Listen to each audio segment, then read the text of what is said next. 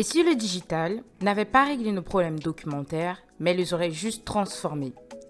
Le papier a diminué, mais les problèmes documentaires, eux, sont bien restés. Aujourd'hui, tout est digitalisé. Les systèmes, les documents et même l'accès à ces documents. Et pourtant, sur le terrain, un problème reste bien présent. La maîtrise des versions. Parce que oui, le papier a diminué, mais il n'a pas encore disparu. Il est encore là, ou dans nos ateliers, dans nos classeurs et même sur nos murs. Et tant que le papier circule, une question reste centrale pour les professionnels du QHSE. Comment s'assurer que la bonne version est utilisée et qu'elle se trouve au bon endroit?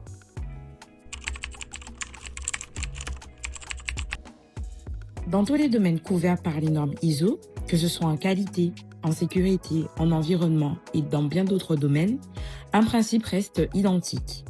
L'organisation doit structurer et maîtriser les documents indispensables à son fonctionnement. Cela signifie 3 choses.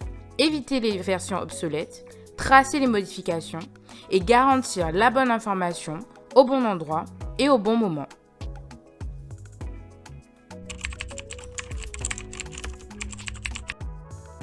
Et au quotidien, la maîtrise documentaire est souvent réduite à de l'administratif.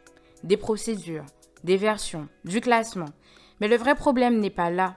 Un document obsolète, ce n'est pas juste un papier mal rangé. C'est un opérateur qui applique la mauvaise consigne en vérité, qui fait du rouge alors qu'on attendait du jaune. Et à partir de là, ce n'est plus de la paperasse, on passe à une non-conformité.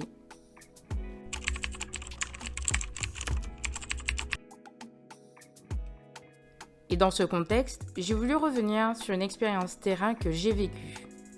J'ai vu un système parfaitement structuré, basé sur un outil informatique.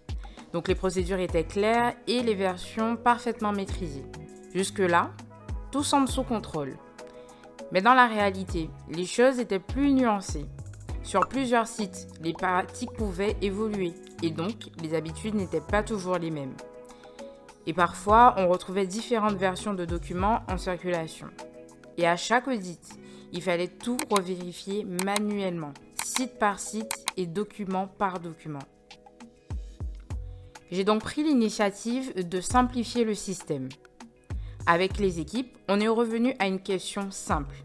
Quels documents sont vraiment utiles au terrain et lesquels sont strictement nécessaires sur le plan réglementaire? Puis petit à petit, on a épuré, gardé l'essentiel et retiré tout le superflu. Ensuite, nous avons changé la logique. On a mis en place une référence centrale, utilisée comme base commune, une version claire et partagée. À partir de là, chaque site s'appuyait sur cette référence pour suivre ses propres documents. De cette façon, les écarts apparaissaient immédiatement dès qu'il y avait une différence entre la référence et l'usage réel. Très vite, le fonctionnement a changé. Plus besoin de chercher, plus besoin de comparer manuellement. En quelques minutes, on savait exactement où se trouvaient les écarts. Par cette expérience, j'ai retenu quelque chose d'assez simple. Maîtriser la documentation, ce n'est pas ajouter de la complexité pour répondre à la norme ou encore pour cocher des cases.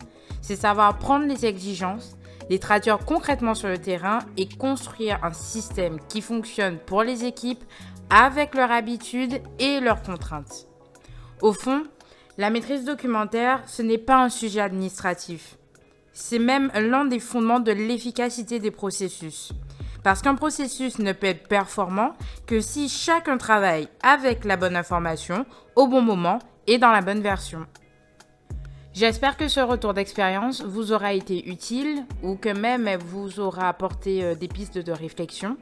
Si vous vivez la même chose de votre côté, n'hésitez pas à me le dire en commentaire. Et si la vidéo vous a plu, n'hésitez pas également à laisser un j'aime et à vous abonner.